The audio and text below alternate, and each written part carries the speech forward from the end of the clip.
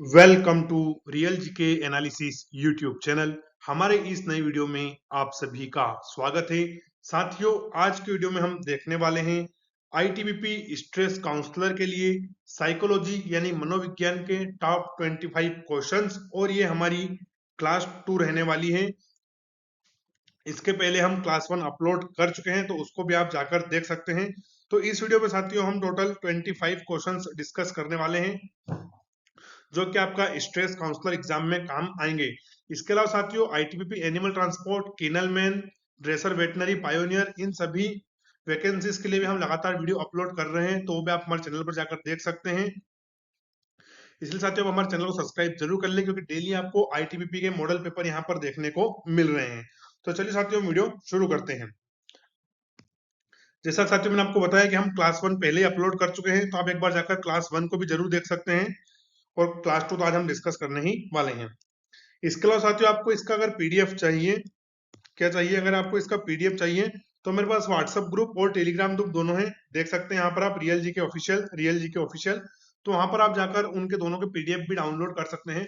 Class खत्म होने के 1 से 2 घंटे बाद वहां पर मैं पीडीएफ अपलोड कर देता हूं, तो इनका लिंक साथियों आपको डिस्क्रिप्शन बॉक्स में भी मिल जाएगा, और जो टॉप कमेंट होता है उस कमेंट में भी मैं पिन कर दूंगा, तो वहां जाकर आप इसका पीडीएफ भी ले सकते हैं।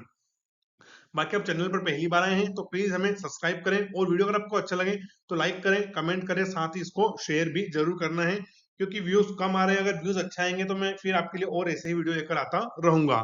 तो चलिए बिना किसी देरी के हम वीडियो को शुरू। तो साथियों आज का हमारा क्वेश्चन है मस्तिष्क के बारे में जानकारी एकत्र करने की विधि जो मस्तिष्क की समग्र गतिविधियों को इंगित करती है उसे हम क्या कहते हैं। तो फर्स्ट ऑप्शन है पॉजिट्रॉन उत्सर्जन टोमोग्राफी, दूसरा ऑप्शन है विद्युत उत्तेजना, तीसरा ऑप्शन है इलेक्ट्रोएन्सेफेलोग्राम, और फोर्थ है इनमें से कोई नहीं। तो साथियों इसका करेक्ट आंसर हो जाएगा हमारा ऑप्शन एक, पॉजिट्रॉन उत्सर्जन टोमोग्राफी। क्या हो जाएगा? पॉजिट्रॉन उत्सर्जन टोमोग्राफी। तो साथियों मस्तिष्क के बारे में जानकारी एकत्र करने की विधि जो मस्तिष्क की समग्र गतिविधियों को इंगित करती है उसको हम पॉजिट्रॉन उत्सर्जन टोमोग्राफी कहते हैं। तो करेक्ट आंसर हो जाएगा हमारा ऑप्शन एक। चलिए नेक्स्ट क्वेश्चन देखते हैं हम। नेक्स्ट क्वेश्चन है मान लीजिए कि किसी व्यक्ति के साथ दुर्घटना हो गई और बाद में वह अपने कार्यों के परिणामों के बारे में कम चिंतित, गैर जिम्मेदार और आवेगी हो गया है। ऐसा इसलिए हुआ क्योंकि उस व्यक्ति का नुकसान हो गया। तो यहाँ पर हमें बताना है, फर्स्ट ऑप्शन है ओसिसिपिटल लोब, दूसरा है पार्श्व भाग, तीसरा है ललाट पाली, और फोर्थ है ऊपर के सभी। तो करेक्ट आंसर हो जाएगा ललाट पाली। क्या हो जाएगा? ललाट पाली।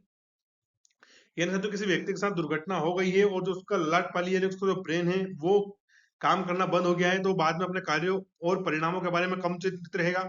वो कार्य क्या कर रहा है उसको कोई परिणाम की चिंता नहीं रहेगी, वो काम अच्छा कर रहा है गलत कर रहा है।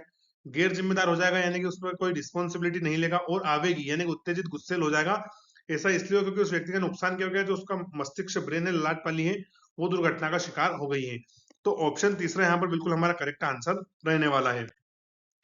नेक्स्ट क्वेश्चन है रचनात्मकता का वैज्ञानिक अध्ययन किसने शुरू किया? किसने यानी क्रिएटिविटी, रचनात्मकता का वैज्ञानिक अध्ययन किसने शुरू किया? फर्स्ट ऑप्शन है मेडनिक ने, दूसरा है गिलफोर्ड ने, तीसरा है गेल्टन ने, और फोर्थ है टोरेंस ने। तो साथियों करेक्ट आंसर है हमारा ऑप्शन दूसरा, सर गिलफोर्ड यानी कि वैज्ञानिक गिलफोर्ड ने रचनात्मकता का वैज्ञानिक अध्ययन शुरू किया था। ऑप्शन दूसरा बिल्कुल करेक्ट आंसर है। नेक्स्ट इंपोर्टेंट क्वेश्चन है अमित ने एक टू डू लिस्ट बनाई, लेकिन वह अपनी शुरुआती गतिविधि के लिए बाहर जाते समय गलती से इसे घर पर ही छोड़ आया। जब उसने इसे याद करने की कोशिश की तो उसे केवल सूची की शुरुआत और अंत याद था, लेकिन उसे बीच की चीजें याद नहीं थी। उपरोक्त स्थिति इसका उदाहरण है।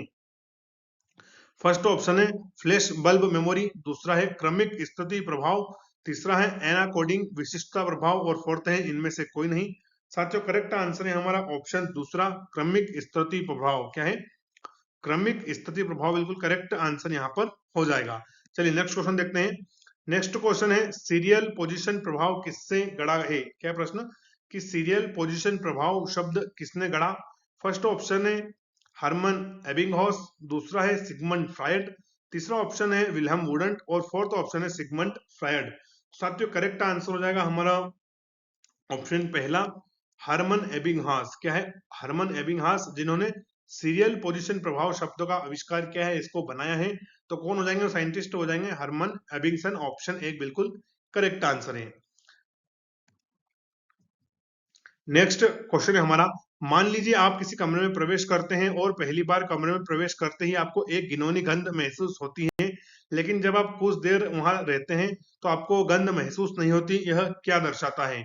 तो पहला साथियों चयनात्मक ध्यान, दूसरा है स्थेनेसिया, तीसरा है संविधि अनुकूलन और फोर्थ है संविधि ध्यान। तो साथियों इसका करेक्ट आंसर है ऑप्शन तीसरा संवेदी अनुकूलन। क्या है? संवेदी अनुकूलन, यानी कि ऑप्शन तीसरा बिल्कुल करेक्ट आंसर है। साथियों आप हमेशा बाइक से या कार से ट्रेवल करते हैं, लेकिन कभी कभी आपको पब्लिक ट्रांसपोर्ट जैसे कि बस में बैठना पड़ जाता है, तो उस समय आपको ऐसा महसूस होता है, मैंने खुद भी महसूस किया है, एक अजीब सा फीलिंग आती है, अजीब सी स्मेल आती है। लेकिन जब बस 10-15 किलोमीटर चल जाती है तो फिर हम क्या है उसके यूज टू हो जाते हैं, यानी कि वो स्थिति हमें क्या होती है अनुकूल में आ जाती है, यानी कि वो संवेदी प्रभाव होता है। तो करेक्ट आंसर हो जाएगा ऑप्शन तीसरा संवेदी अनुकूलन। चलिए अगला प्रश्न देखते हैं। अगला प्रश्न है प्रिंसिपल्स ऑफ साइकोलॉजी पुस्तक के लेखक कौन है? ये वेरी वेरी इंपॉर्टेंट है, आपसे एग्जाम में आ सकता है। प्रिंसिपल्स ऑफ साइकोलॉजी पुस्तक के लेखक कौन है?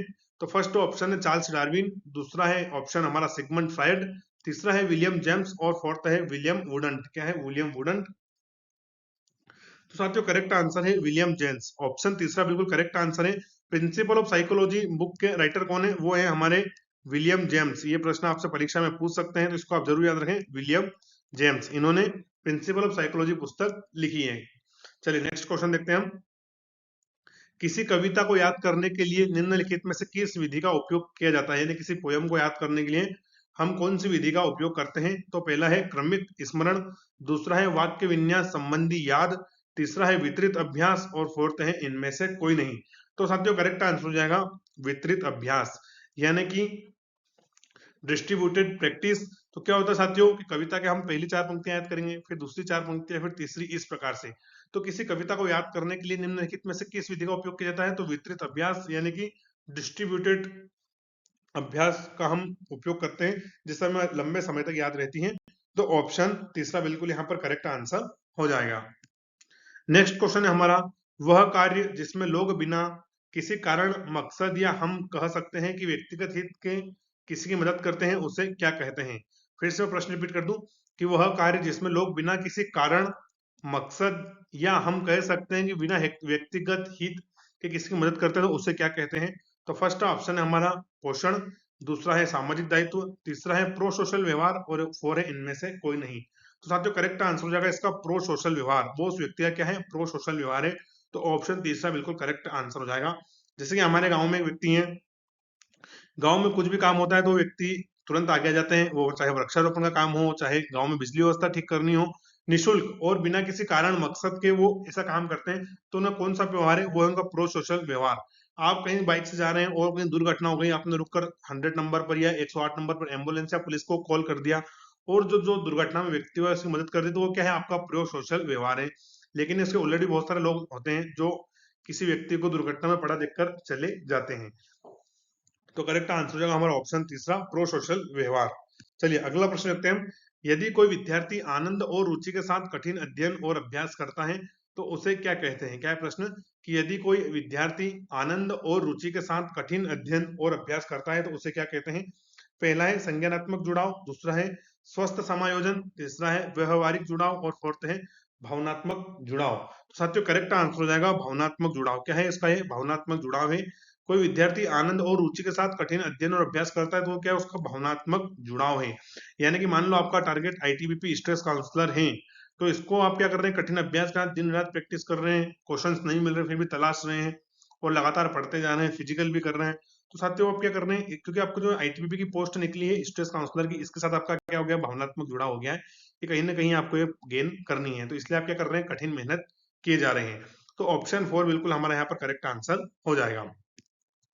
अगला प्रश्न अगर हम देखें, क्वेश्चन है कि अल्पकालिक स्मृति कितने सेकंड तक जानकारी रखती है? जो अल्पकालिक स्मृति होती है वो कितने सेकंड तक जानकारी रखती है? तो फर्स्ट ऑप्शन है 30 सेकंड या उससे कम, दूसरा ऑप्शन है 50 सेकंड, तीसरा ऑप्शन है 50 सेकंड से अधिक और फोर्थ है इनमें से कोई नहीं।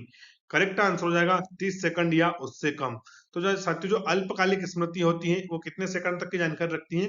30 सेकंड या उससे कम तक की जानकारी रखती है। ऑप्शन 1 बिल्कुल करेक्ट आंसर रहने वाला है। चलिए अगला प्रश्न देखते हैं हम। मनोगतिक सिद्धांत के जनक कौन है? ये भी वेरी वेरी इंपॉर्टेंट है। मनोगतिक सिद्धांत के जनक कौन है? फर्स्ट ऑप्शन है हमारा चार्ल्स डार्विन, दूसरा ऑप्शन हो जाएगा सिगमंड फ्रायड, तीसरा ऑप्शन है विलियम वुडंट और फोर्थ है इनमें से कोई नहीं। तो साथियों इसका करेक्ट आंसर है सिगमंड फ्रायड। कौन है? तो जो मनोगतिक सिद्धांत होता है उसके जनक कौन है? उसके जनक हो जाएंगे सिगमंड फ्रायड। ऑप्शन दूसरा यहाँ पर हमारा बिल्कुल करेक्ट आंसर है। चलिए अगला प्रश्न देखते हैं हम। मनोविज्ञान पर पीएचडी प्राप्त करने वाली पहली महिला कौन सी थी? तो ये भी वेरी इंपॉर्टेंट क्वेश्चन है, इसको आप जरूर पढ़ें कि याद कर लें। मनोविज्ञान में पीएचडी प्राप्त करने वाली पहली महिला कौन थी? फर्स्ट वुमन पूछा है जिन्होंने साइकोलॉजी में पीएचडी की डिग्री प्राप्त करी थी। तो फर्स्ट ऑप्शन है मेलानी क्लेन, दूसरा है करेन हार्नी, तीसरा ऑप्शन है हमारा अन्ना फ्रायड और फोर्थ है मार्गरेट फ्लाई वाशबर्न। क्या है? Margaret fly Washburn. साथियों करेक्ट आंसर है हमारा ऑप्शन 4। मनोविज्ञान में पीएचडी प्राप्त करने वाली प्रथम महिला थी मार्गरेट फ्लाई वाशबर्न। ऑप्शन 4 बिल्कुल हमारा करेक्ट आंसर है। याद रखें आप ये नाम, मार्गरेट फ्लोई वाशबर्न। चलिए अगला प्रश्न देखते हैं हम। मनोविज्ञान की निम्नलिखित में से कौन सी शाखा पशु व्यवहार के अध्ययन से संबंधित है? पहला है तुलनात्मक मनोविज्ञान, तो दूसरा ऑप्शन है विभेदक मनोविज्ञान, तीसरा है सामाजिक मनोविज्ञान और फोर्थ है असामान्य मनोविज्ञान। करेक्ट आंसर है ऑप्शन पहला तुलनात्मक मनोविज्ञान। तो साथियों निम्नलिखित में से कौन सी शाखा पशु व्यवहार से संबंधित है? तो वो है तुलनात्मक मनोविज्ञान की शाखा, यानी कि ऑप्शन 1 आपका बिल्कुल करेक्ट आंसर हो जाएगा। अगला प्रश्न है भारत में पहली मनोवैज्ञानिक प्रयोगशाला कहाँ स्थापित की गई थी? क्या है क्वेश्चन कि भारत में पहली मनोवैज्ञानिक प्रयोगशाला कहाँ स्थापित की गई थी? तो फर्स्ट ऑप्शन है हमारा दिल्ली विश्वविद्यालय में, दूसरा है बॉम्बे विश्वविद्यालय में, तीसरा है कलकत्ता विश्वविद्यालय में और फोर्थ ऑप्शन है इनमें से कोई नहीं। करेक्ट आंसर हो जाएगा कलकत्ता विश्वविद्यालय में। कहां पर? तो जो हमारा कलकत्ता विश्वविद्यालय, यहाँ पर भारत की पहली मनोवैज्ञानिक प्रयोगशाला यानी कि साइकोलॉजी लैब की स्थापना कहां पर करी गई थी? तो वो करी गई थी कलकत्ता विश्वविद्यालय में। और ये पूरे भारत की क्या है? पहली मनोवैज्ञानिक प्रयोगशाला है। तो ऑप्शन तीसरा यहाँ पर हमारा बिल्कुल करेक्ट आंसर हो जाएगा। चलिए नेक्स्ट क्वेश्चन की ओर बढ़ते हैं। कलकत्ता विश्वविद्यालय के दर्शन शास्त्र विभाग में पहला मनोविज्ञान विभाग किस वर्ष शुरू किया गया था? तो साथियों जो कलकत्ता विश्वविद्यालय है, आपको पता होगा कि सबसे पहले मनोविज्ञान विभाग की शुरुआत करी गई थी। तो वर्ष पूछा है कि किस वर्ष में इसकी शुरुआत की गई थी। पहला ऑप्शन है 1907 में, दूसरा ऑप्शन 1890 में, तीसरा ऑप्शन है 1916 में और फोर्थ है इनमें से कोई नहीं। तो साथियों करेक्ट आंसर है 1916 में। कब? 1916 में इसकी शुरुआत की गई थी। कलकत्ता विश्वविद्यालय के दर्शन शास्त्र विभाग में पहला मनोविज्ञान विभाग 1916 में खोला गया था। और पहली मनोविज्ञान विभाग कहां पर खोला गया था? तो वो भी कलकत्ता विश्वविद्यालय में खोला गया था। ऑप्शन तीसरा यहाँ पर बिल्कुल करेक्ट आंसर है। चलिए अगला प्रश्न है फ्रेनोलॉजिस्ट किसी व्यक्ति के व्यक्तित्व का पता लगाने का प्रयास करता है। क्या है प्रश्न कि फ्रेनोलॉजिस्ट किसी व्यक्ति के व्यक्तित्व का पता लगाने का प्रयास करता है? तो फर्स्ट ऑप्शन है किसी व्यक्ति की खोपड़ी को महसूस करना, दूसरा है व्यक्ति की कुंडली पढ़ना, तीसरा है व्यक्ति के हाथों को देखकर और फोर्थ है इनमें से कोई नहीं। क्या है? फोर्थ इनमें से कोई नहीं। तो साथियों इसका करेक्ट आंसर हमारा होने वाला है किसी व्यक्ति की खोपड़ी को महसूस करना। क्या है? किसी व्यक्ति की खोपड़ी को महसूस करना। तो ये फ्रेनोलॉजिस्ट किसी व्यक्ति के व्यक्तित्व का पता लगाने के लिए प्रयास करते हैं। तो किसी व्यक्ति की खोपड़ी को महसूस करना, ऑप्शन 1 बिल्कुल यहाँ पर करेक्ट आंसर हो जाएगा। अगला प्रश्न है किस सिद्धांत में बुद्धि में आयु संबंधी परिवर्तनों को सबसे अच्छे ढंग से समझाया गया है? तो साथियों कौन सा सिद्धांत है जिसमें आयु संबंधी परिवर्तन, किसके जो हमारी विजडम होती है, हमारी बुद्धि होती है, इसके आयु संबंधी परिवर्तनों को सबसे अच्छे ढंग से समझाया गया है? तो पहला है जेन्सन का सिद्धांत, दूसरा है स्टनबर्ग का सिद्धांत, तीसरा है केटल का सिद्धांत और फोर्थ है इनमें से कोई नहीं। तो साथियों करेक्ट आंसर है केटल का सिद्धांत। ऑप्शन तीसरा बिल्कुल हमारा करेक्ट आंसर हो जाएगा। क्या हो जाएगा? केटल का सिद्धांत। चलिए अगला प्रश्न देखते हैं। अगला प्रश्न है किसी व्यक्ति के गुणों के अध्ययन को क्या कहा जाता है? क्या है प्रश्न कि किसी व्यक्ति के गुणों के अध्ययन को क्या कहा जाता है? तो फर्स्ट ऑप्शन है हमारा नोमोथेटिक दृष्टिकोण। क्या है? नोमोथेटिक दृष्टिकोण। दूसरा है आइडियोग्राफिक दृष्टिकोण, तीसरा ऑप्शन हो जाएगा सामान्य दृष्टिकोण और फोर्थ है हमारा इनमें से कोई नहीं।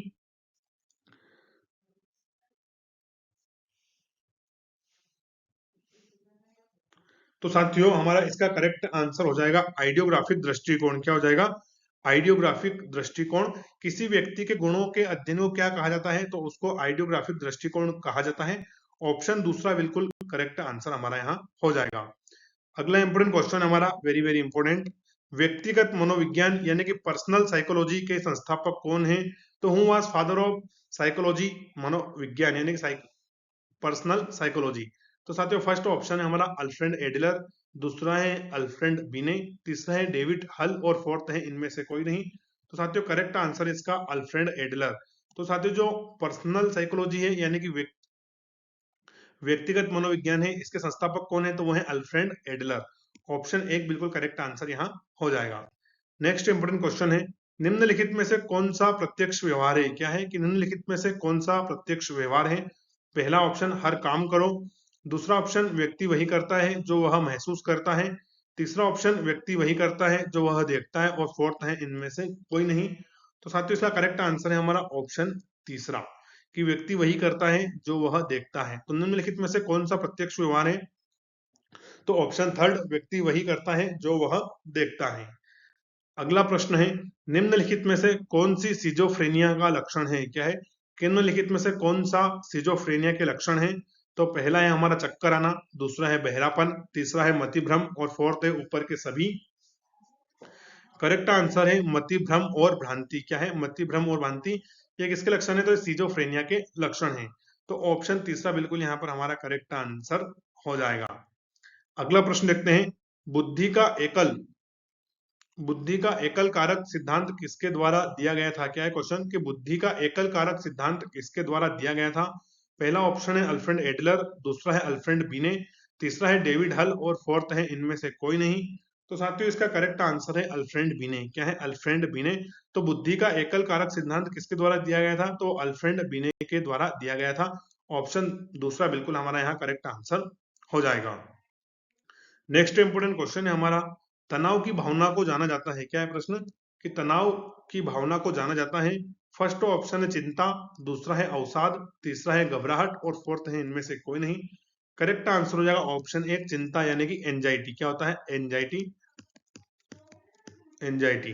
तो तनाव की भावना को जाना जाता है एंजाइटी यानी कि अवसाद से। किससे? चिंता से। करेक्ट आंसर हो जाएगा हमारा ऑप्शन एक। चलिए लास्ट क्वेश्चन देखते हैं हम, निम्नलिखित में से कौन से चेहरे की अभिव्यक्ति सार्वभौमिक रूप से पहचानी जाती है?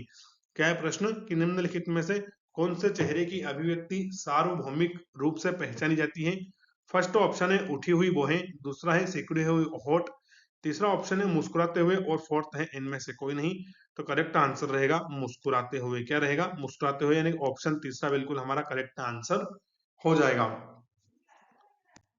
तो साथियों यहाँ पर हमने हमारे टॉप 25 क्वेश्चन हैं उनको डिस्कस कर लिया है, जो कि आपको स्ट्रेस काउंसलर एग्जाम में बहुत ज्यादा हेल्प करने वाले हैं। अगर आपने वीडियो पूरा देखा है तो इसको लाइक करें, और हमारे चैनल पर पहली बार आए हैं तो शेयर आप जरूर करें। जैसा कि मैंने आपको बताया कि इसका पीडीएफ कहाँ मिलेगा, तो वो हमारे व्हाट्सएप पर भी और टेलीग्राम पर भी, दोनों जगह आपको मिल जाएगा। इसका पार्ट 1 भी जरूर देख सकते हैं। क्या देख सकते हैं? पार्ट 1 भी आप जरूर जाकर देखें, वो पहले से ही अपलोड है। इसके अलावा साथियों स्ट्रेस काउंसलर में आपका जीके जीएस भी आने वाला है 10 नंबर का, तो उसको भी हम डेली क्वेश्चंस अपलोड करते हैं। उसकी भी मैंने टोटल 3 क्लास अपलोड कर दी है, तो उनमें आप जाकर देखें। वहां पर हम साइंस के साथ साथ जीके जैसे कि हिस्ट्री, जियोग्राफी, सभी तरह के क्वेश्चंस डिस्कस करते हैं, तो उनको भी आप जाकर देख सकते हैं। और इसका हम अब पार्ट 3 लेकर भी आएंगे, यानी कि इसकी क्लास 3 भी लेकर आने वाले हैं। तो किसी भी इंपोर्टेंट नोटिफिकेशन के लिए आप हमें प्लीज सब्सक्राइब जरूर करें। वीडियो आपको कैसा लगा ये कमेंट करके बताएं, या आपका कोई डाउट हो तो वो भी आप कमेंट करके पूछ सकते हैं। वीडियो पूरा देखने के लिए शुक्रिया। Thank you. जय हिंद। राम राम।